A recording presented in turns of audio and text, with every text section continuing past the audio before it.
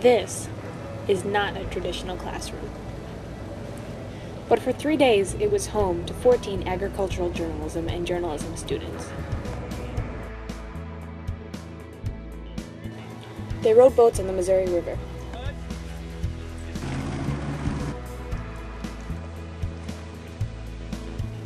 They hiked through restored wetlands,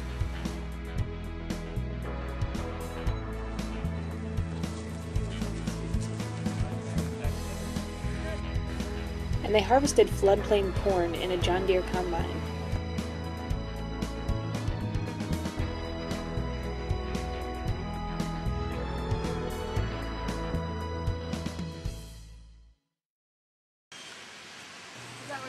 These events and more were part of the 3-day Field Reporting Institute.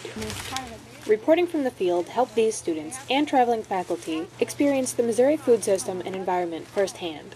And so what they have to do is they have to have the pollen has to come down and hit the silk when the silk is ready. Most of the issues being explored dealt with the Missouri River flood of 1993. And this was farmland, and they just planted their corn or soybeans.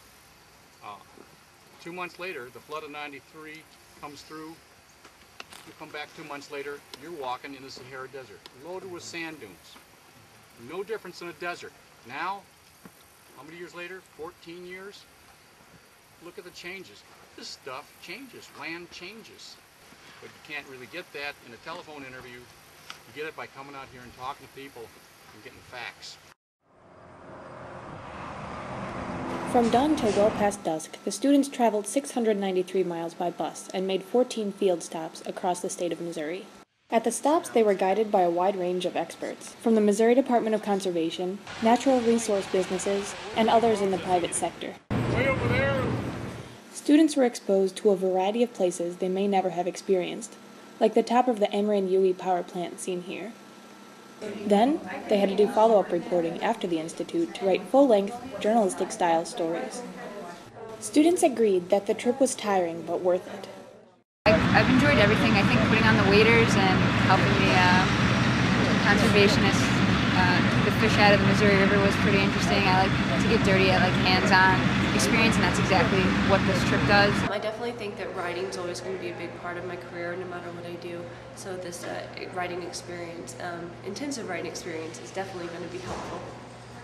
If I could add anything, I would probably say tell other students to not be afraid to go out there and get your hands dirty and get this kind of practice and experience, because it's worth it. I think probably many students don't get a chance to get out and see as many things as Bill has arranged for them to see.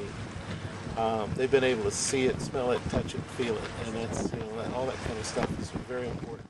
The trip would not have been possible without a gift made by the Farm Journal in memory of the late Sonja Hillgren, an MU graduate and well-respected agricultural policy reporter.